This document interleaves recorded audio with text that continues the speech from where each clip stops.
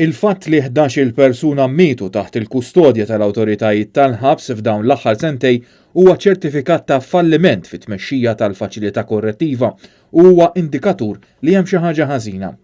Kumment editorjali ibes fil-ħarġa ta' The Sunday Times fil-konfront ta' tmexxija tad-direttur tal-ħabs l-eks kurunell Alex Dalli, deskritt mill-ġurnal bħala bniedem affaxxinat b'insigni u parati li jiġdu profil ta' kurunell li minn għalih qed imexxi Repubblika Militari għalih.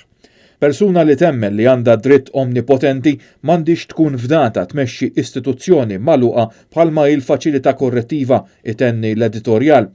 Il-qraba u l-avukati ftit li xejn ingħataw informazzjoni dwar l-imwiet u d-direttur Dalli naqqas drastikament l-aċċess fil-ħabs għall-laqdiet mhux governattivi u l-midja.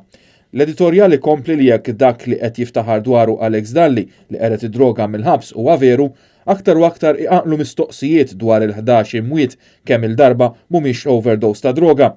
Barra minn hekk dan kien imgiddeb mill-eks Ministru tal-Intern stess Michael Farrugia meta fil-Parlament kien qal li kien hemm 14 sejba ta' droga matul l-2019 li jfisser li d-direttur ma jistax jibqa' jilgħab il-karta li elimina d-droga biex jiġġustifika l-abbuż ta' poter li qed iwettaq.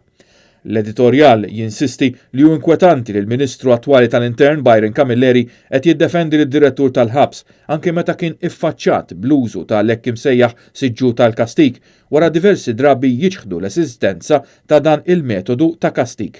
Byron Camilleri kien ikkwotat jgħid li dawn huma metodi biex jitrażnu priġunieri perikolużi.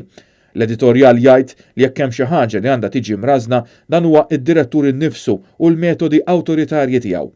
The Sunday Times sejħet għat-tneħħija ta' l-eks kurunell Alex Dalli biex minflok jinħatar diretturi kwalifikat li jmexxi l-ħabs b'dixxiplina iżda wkoll b'umanità.